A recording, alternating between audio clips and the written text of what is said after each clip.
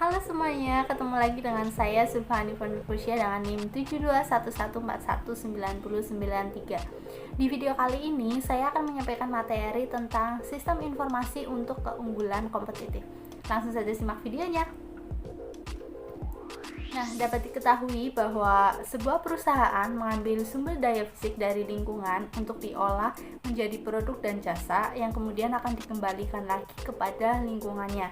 Jadi dapat dikatakan bahwa ketika ada di dalam perusahaan, sumber daya fisik akan digunakan untuk menghasilkan produk dan jasa yang akan dipasarkan kepada para pelanggannya. Nah, di sini dapat dilihat model sistem umum dari sebuah perusahaan. Dapat dilihat di layar kalian.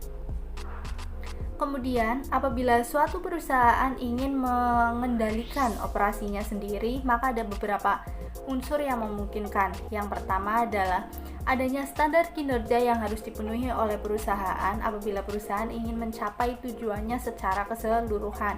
Yang kedua ada manajemen perusahaan, dan yang ketiga ada sebuah sistem pemroses informasi yang mengubah data menjadi informasi. Ada istilah di sini yaitu lingkaran umpan balik atau feedback loop.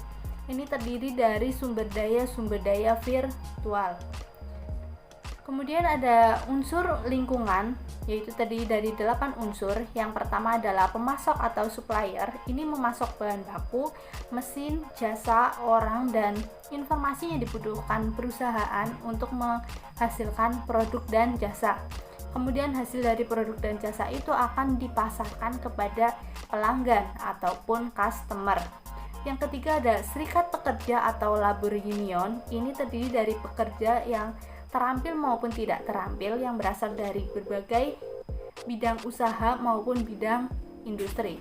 Yang keempat ada komunitas keuangan. Ini merupakan institusi-institusi seperti bank atau institusi pemberi pinjaman kepada perusahaan untuk dalam rangka memenuhi keuangan perusahaan. Kemudian yang selanjutnya ada komunitas saham dan pemilik. Ini merupakan pihak-pihak yang memberikan investasi ataupun uangnya kepada perusahaan. Mereka dapat dikatakan pemilik perusahaan yang sebenarnya. Yang selanjutnya ada pesaing atau kompetitor, mencakup semua organisasi yang bersaing dengan perusahaan di pasar. Selanjutnya ada government atau pemerintah, baik di tingkat nasional, provinsi maupun lokal, yang akan memberikan pembatasan dalam bentuk aturan-aturan perundang-undangan dan juga memberikan bantuan dalam bentuk pembelian, informasi, dan dana. Yang terakhir ada global community. Ini merupakan wilayah geografis di mana perusahaan menjalankan operasinya. Yang selanjutnya ada aliran sumber daya lingkungan. Ada aliran yang umum terjadi diantaranya aliran informasi dari pelanggan, aliran bahan baku kepada pelanggan, aliran uang kepada pemegang saham, dan aliran bahan baku dari pemasok. Yang kemudian ada aliran yang cukup jarang terjadi, yaitu aliran uang dari pemerintah, kemudian aliran bahan baku kepada pemasok, dan aliran pegawai kepada pesaing. Yang selanjutnya ada aktivitas manajemen rantai pasokan. Rantai pasokan itu sendiri merupakan jalur yang memfasilitasi aliran dalam sumber daya fisik dari pemasok kepada perusahaan dan kemudian kepada pelanggan. Dapat dilihat aktivitasnya mulai dari meramalkan permintaan pelanggan sampai dengan melacak aliran sumber daya dari pemasok di dalam perusahaan dan kepada pelanggan. Kemudian yang selanjutnya ada keunggulan kompetitif, yaitu mengacu pada penggunaan informasi untuk mendapatkan pengungkitan atau leverage di dalam pasar. Materi yang selanjutnya ada rantai nilai. Dapat dilihat di sini ada bagannya. Ada margin, kemudian ada aktivitas utama dan aktivitas pendukung. Margin adalah nilai dari produk dan jasa perusahaan setelah dikurangi harga pokoknya. Kemudian aktivitas utama terdiri dari logistik barang masuk, operasi, logistik barang keluar, penjualan dan pemasaran, serta jasa. Sedangkan aktivitas pendukungnya sendiri terdiri dari infrastruktur perusahaan, manajemen sumber daya manusia, pengembangan teknologi, dan pengadaan. Yang Yang selanjutnya ada dimensi-dimensi keunggulan kompetitif. Yang pertama adalah keunggulan strategis, yaitu keunggulan yang memberikan dampak fundamental dalam membentuk operasi perusahaan. Yang kedua ada keunggulan taktis, yaitu keunggulan yang dapat diperoleh ketika perusahaan mengimplementasikan rencananya lebih baik daripada pesaingnya. Yang terakhir ada keunggulan operasional, yaitu keunggulan yang berhubungan dengan transaksi dan proses sehari-hari. Kemudian ada multinational corporation atau MNC, merupakan perusahaan yang beroperasi lintas produk, pasar, negara, dan budaya.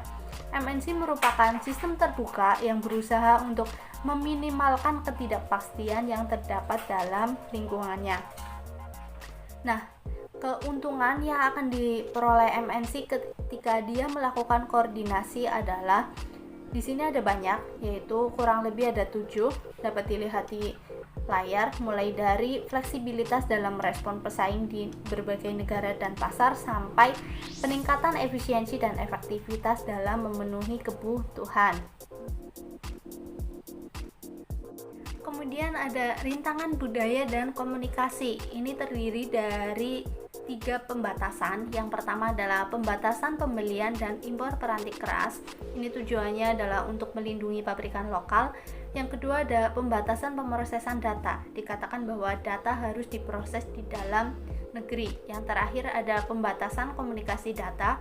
Ini termasuk pada pembatasan aliran data antar negara. Yang selanjutnya ada manajemen pengetahuan. Sumber daya informasi itu terbuat dari peranti keras komputer, peranti lunak komputer, spesialis informasi, pengguna, fasilitas, kemudian ada database, ada informasi. Yang selanjutnya ada dimensi informasi. Yang pertama ada relevansi, itu informasi harus mudah didapatkan untuk mencapai pengambilan keputusan. Yang kedua ada akurasi, harus akurat, harus nyata. Yang ketiga ada ketepatan waktu, bahwa informasi harus ada sebelum pengambilan keputusan terjadi. Yang keempat adalah kelengkapan.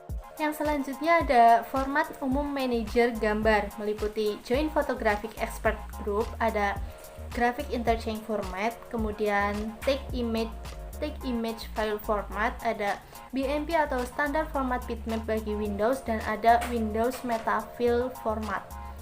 Kemudian yang selanjutnya ada Chief Information Officer atau CEO, merupakan sebutan yang menunjukkan seorang presiden atau dewan direksi.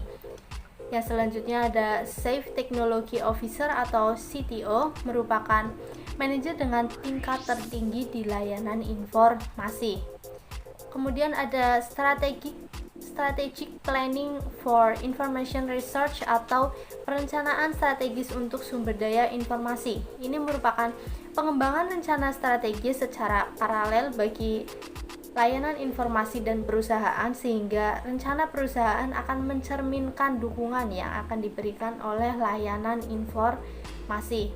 Kemudian di sini ada area bisnis, meliputi ada sumber daya informasi, ada perencanaan strategis untuk sumber daya keuangan, sumber daya manusia, sumber daya produksi, dan sumber daya pemasaran.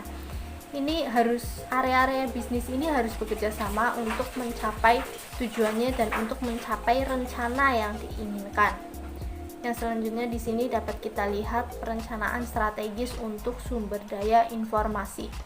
Nah, inti rencana strategi sumber daya informasi itu yang pertama adalah sasaran yang akan dicakup oleh setiap kategori sistem sepanjang periode waktu yang dicakup oleh rencana. Dan yang kedua ada sumber daya informasi yang dibutuhkan untuk mencapai sasaran. Oke, itu semua materi yang bisa saya sampaikan di video ini.